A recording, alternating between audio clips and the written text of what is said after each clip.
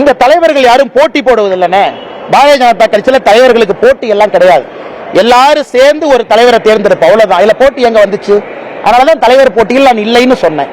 தலைவருக்கு வந்து மத்த கட்சி மாதிரி 50 பேர் போய் 50 பேர் போய் தலைவர் கட்சிக்காக நாமினேஷன் கொடுத்து அது ஓட்டெடுப்பு நடத்தி அப்படிலாம் கிடையாதுங்கண்ணே. எல்லோரும் சேர்ந்து ஏக மனதோடு ஒரு மனதோடு ஒரு தலைவரை தேர்ந்தெடுப்போம். அப்ப போட்டி எங்கிருந்து வருதுங்கண்ணா? தோட்டத்துக்கு போயிடும் மேடம். நீங்க ஜேர்னலிஸ்டா? ஐயா வேண்டாம். ஆமா ஏன் தலைவா என்ன மரியாதை கொடுக்க மாட்டீங்களா? நீங்க அதுக்குள்ள மறந்துடுவீங்களா? ஒரு விவசாயியோட பையனா இருப்பேன், மறந்துடுவீங்களா? என்னுடைய பணி ஒரு தொண்டனாக எப்பொழுதும் தொடருங்கண்ணா. கரப்ஷனுக்கு எதிராக வந்தவன் நான். அதுல சமரசம் கிடையாது. யாராக இருந்தாலும் சமரசம் இல்லை. ஒரு நாள் இல்லைன்னா ஒரு நாள் தமிழ்நாட்டில் நல்ல ஒரு ஆட்சியை கொண்டு வருவதற்கான முயற்சி தொடரும். எந்த நேரத்தில் தேசிய கட்சியா இருக்கிறோம், பல விஷயத்தை பார்க்கணும். 2026 தேர்தல் தமிழ்நாட்டுக்கு முக்கியம், மக்களுக்கு முக்கியம். மக்கள் திரும்ப 5 வருஷம் இதே திமுக கொடுமையில மக்கள் மறுபடியும் 5 வருஷம் மாட்டணுமா? அதையெல்லாம் பார்க்க வேண்டிய கட்டாயம் இருக்கு. ஒரு தொண்டனாக கட்சி சொல்ற பணியை பாடி செஞ்சுட்டு போறாலும் ஒன்றும் பிரச்சனை இல்லைங்கண்ணா. எல்லாம் பேசுவோம் தலைவர். அதை ஏற்கனவே சொல்லிட்டேன், எல்லாம் பேசுவோம். தலைவர் தேர்தலுக்கு அப்புறம் பேசுவோம். சொல்லுங்க அந்த கேள்வி கேளுங்க, முக்கியமான கேள்வி. தலைவா இந்த மண்ணை விட்டு எங்கேயும் போக மாட்டேன் தலைவா. ஏன் பேக் பண்ணி அனுப்புறதுல இருக்கீங்க?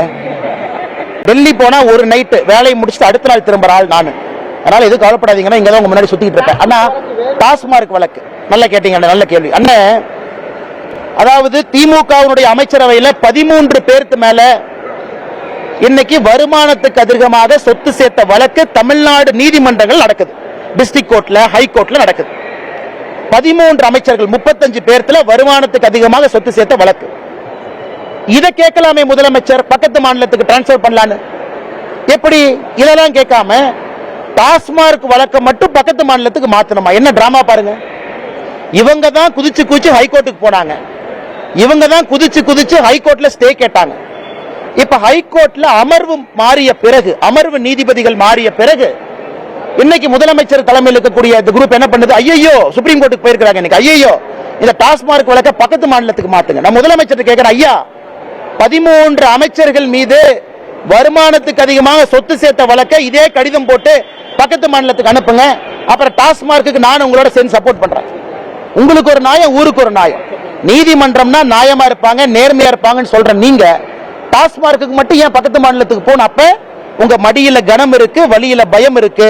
எதையோ மறைப்பதற்கான முயற்சியில் இறங்கி இருக்கிறீங்க. அன்னைக்கு டாஸ்மார்க் ஆர்ப்பாட்டத்தில் நான் சொன்னது நடக்கத்தான் போகுது. கைதுகள் இருக்கும். எனக்கு நம்பிக்கை இருக்கு இடி மேல. அவங்க நேர்மையான முறையில விசாரணை பண்ணணும். நேர்மையான முறையில தப்பு செஞ்சவங்களை கைது பண்ணணும். மக்களுடைய வரிப்பணத்தை திரும்ப நம்ம கொண்டு வந்து சேர்க்கணும். பிளே ஸ்டோர் மற்றும் ஆப் ஸ்டோரில் இருந்து பாலிமர் செயலியை QR கோடு மூலம் பதிவிறக்கம் செய்யுங்கள். செய்திகளை உடனுக்குடன் பெறுங்கள்.